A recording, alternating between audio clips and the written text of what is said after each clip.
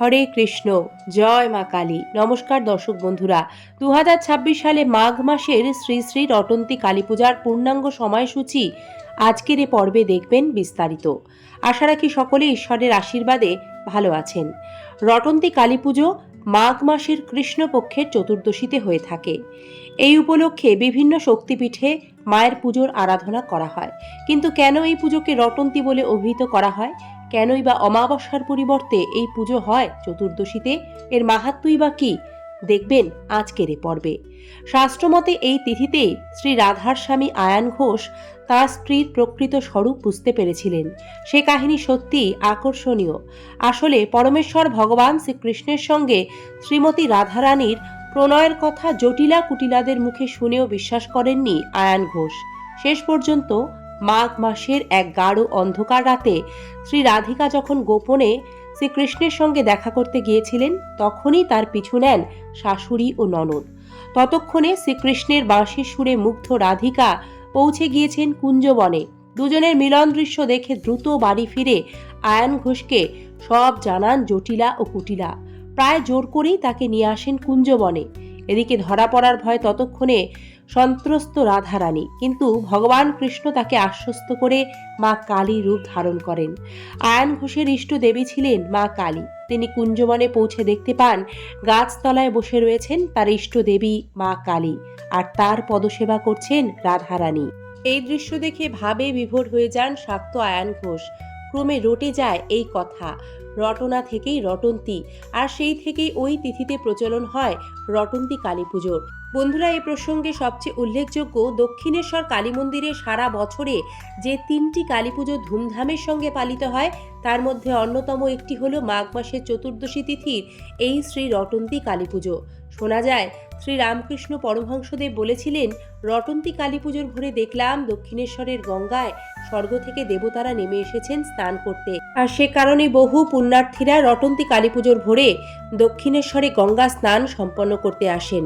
আবার অনেকের ধারণা এই রটন্তী কালী পুজোর পুণ্যতিথিতে দেবী ছিন্নমস্তার আবির্ভাব হয়। নিজের সহচরীদের ক্ষুধা নিবৃত্তির জন্য এদিনই নিজের শিরোচ্ছেদ করে 3টি ধারায় রক্তস্রোত প্রবাহিত করেন দেবী। এবার আমরা দেখে নেব শ্রী শ্রী রটন্তী কালী পুজোর পূর্ণাঙ্গ সময়সূচি। 2026 সালে শ্রী রটন্তী কালী পুজো ইংরাজি 17 জানুয়ারি শনিবার, বাংলা 3রা মাঘ 1432 বঙ্গাব্দে অনুষ্ঠিত হবে। চতুর্দশী তিথিতে এই পূজা সম্পন্ন হয়, তাই চতুর্দশী তিথির সময়টিও এবার দেখুন। মাঘ মাসে কৃষ্ণপক্ষের চতুর্দশী তিথি শুরু হবে বাংলা 2রা মাঘ, ইংরাজি 16 জানুয়ারি শুক্রবার রাত্রি 10:32 গতে।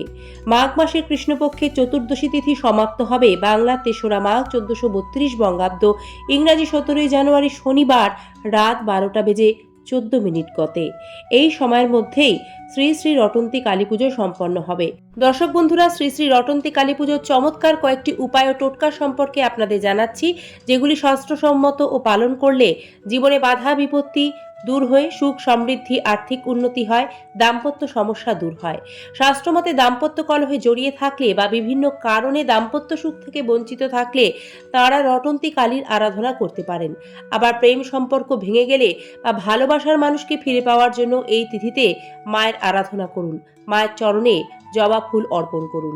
এছাড়াও গভীর রোগে গ্রস্ত থাকলে মা কালীর চরণে রটন্তী কালী পুজোর পুণ্য দিনে সাদা আবির নিবেদন করুন।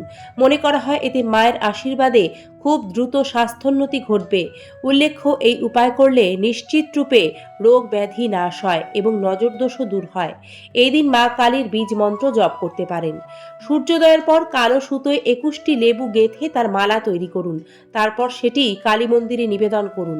মালা নিবেদন করার পর এই রটন্তী কালী পুজোর দিন মা কালীকে লাল গোলাপ ফুল অর্পণ করুন।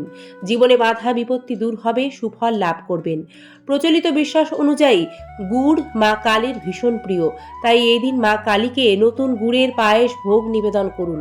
পুজো শেষে সেই প্রসাদ যতটা সম্ভব দরিদ্রদের মধ্যে বিতরণ করুন। এর ফলে অর্থ সংক্রান্ত জটিল সমস্যা থেকে মুক্তি পাবেন, নিশ্চিতরূপে আর্থিক উন্নতি হবে। মা কালীর আশীর্বাদ বর্ষিত হোক সকলের জীবনে, বাধা বিপত্তি দূর হয়ে আসুক সুখ সমৃদ্ধি। এই প্রার্থনা মায়ের চরণে জানিয়ে আজ এখানেই শেষ করছি। সকলে ভালো থাকবেন। ভিডিওটি উপকৃত বলে মনে হলে সকলের মাঝে পৌঁছে দিন। সকলেই যেন জানার সুযোগ পায় শ্রী শ্রী রটন্তী কালী পুজোর এই বিশেষ তথ্য সমৃদ্ধ বিষয়গুলি। জয় শিবশম্ভু, জয় মা কালী। ধন্যবাদ, নমস্কার।